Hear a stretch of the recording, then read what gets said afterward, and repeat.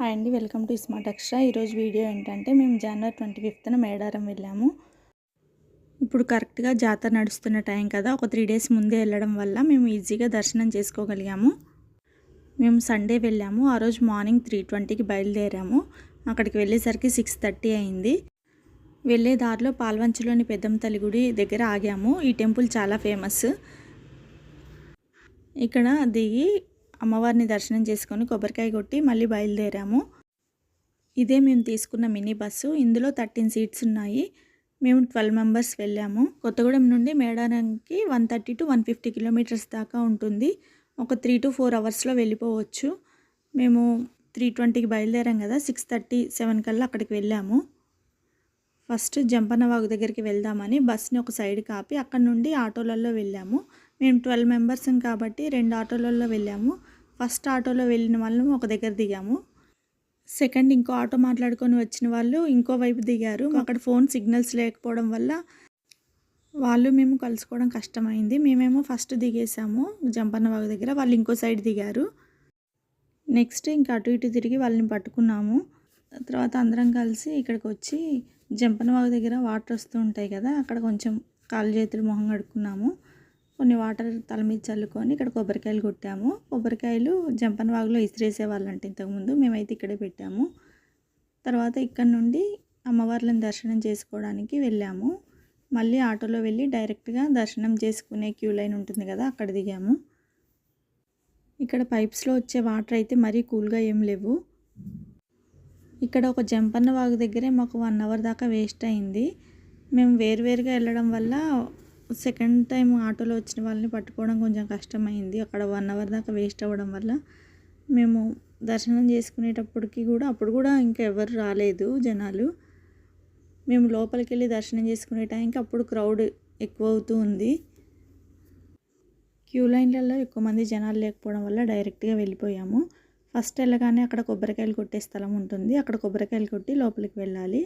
లోపలికి గద్దెల దగ్గరికి వెళ్ళాక వాళ్ళకి మనం తీసుకెళ్ళిన బంగారం ఉంటుంది కదా, అది ఇచ్చేస్తే వాళ్ళు లోపల వేసి మనకి అక్కడ ప్రసాదం లాగా కొంచెం బంగారం తీసి మనకి ఇస్తారు.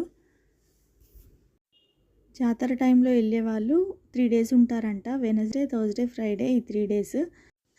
ఇక్కడ అమ్మవార్ల దర్శనం అయిపోయాక ఇక్కడ నుండి మేము ఒక 20 కిలోమీటర్స్ దాకా చెట్లున్న వైపు వెళ్ళాము.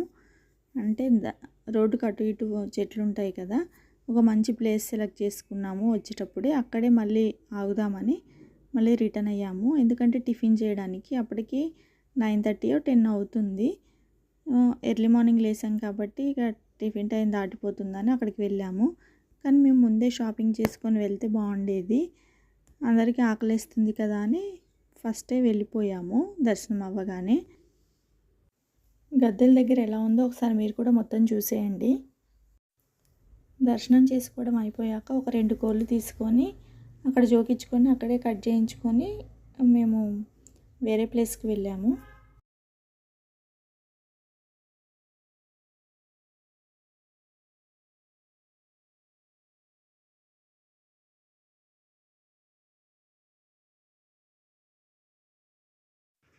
జంపన్న వాగు దగ్గర స్టెప్స్ పక్కనే పెద్ద పెద్ద గిన్నెలు పెట్టి వేడి నీళ్ళు కూడా అమ్ముతున్నారు. ఒక బకెట్ రెడ్ వాటర్ 50 రూపీస్.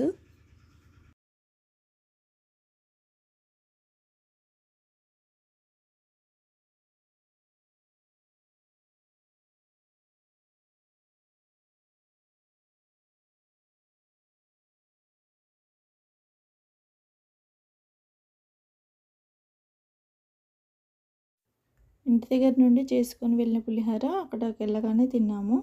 ఈ ప్లేస్ సెలెక్ట్ చేసుకున్నాము మేము, ఇక్కడ నేడుంది అని. మేము తిన్నాక కూడా ఇంకా చాలా మిగిలింది. అది మొత్తం మా అన్నయ్య ఇక్కడ ఉన్న మంకీస్కి పెడుతున్నారు.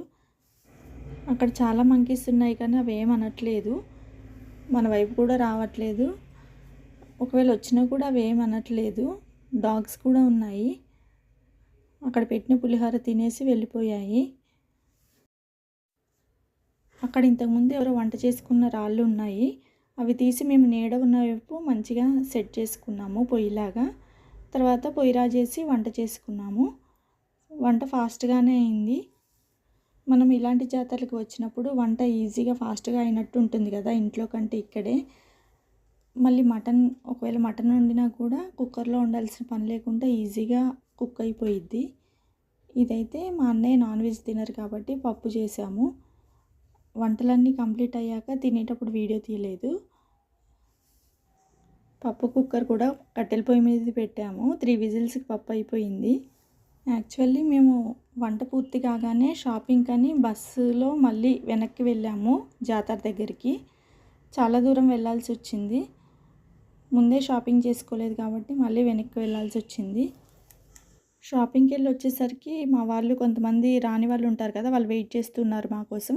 అందుకనే రాగానే వాళ్ళకి ఫాస్ట్గా వడ్డించాల్సి వచ్చింది. అందుకే అప్పుడు వీడియో తీయలేదు. మొత్తం అయిపోయాక గుర్తొచ్చింది. అందుకే ఖాళీ గిన్నెలు కనిపించాయి ఇందాక మీకు.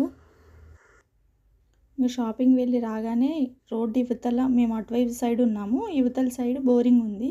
అక్కడికి సోప్ తీసుకొని వచ్చి మళ్ళీ ఫ్రెష్ అప్ అయ్యాము. వంట చేసుకోవడానికి కనుక బిందెలలో వచ్చి వాటర్ తీసుకెళ్తున్నారు ఇక్కడ నుండి.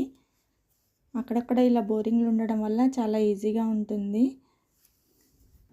మేము కూడా బిందెలో ఇక్కడ నుండే వాటర్ తీసుకెళ్ళి రైస్ కడిగాము. మేమందరం లంచ్ తిన్నాక మిగిలిన రైస్ కర్రీ మొత్తం ప్లేట్స్లలో కలిపి అక్కడున్న డాగ్స్కి పెట్టారు అన్నయ్య. లంచ్ అయిపోయాక ఇక్కడే మేము గిన్నెలు కూడా కడిగి మళ్ళీ బస్ ఎక్కి రిటర్న్ అయిపోయాము.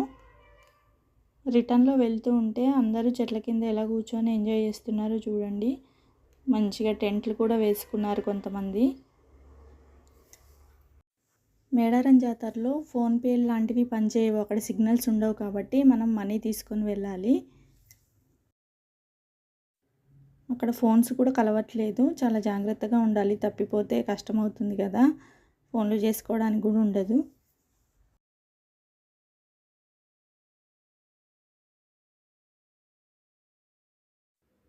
బోరింగ్స్ పంపులే కాకుండా ఇక్కడ కాలువల్లాగా చెట్ల మధ్యలో వాటర్ పారుతూ మంచిగా ఫ్రెష్ వాటర్ వెళ్తూ ఉన్నాయి. ఇంత అడవి ఉంది కాబట్టి అంతమంది జనాలు వచ్చినా కూడా ఇక్కడ గెట్టినవ్వగలుగుతున్నారు.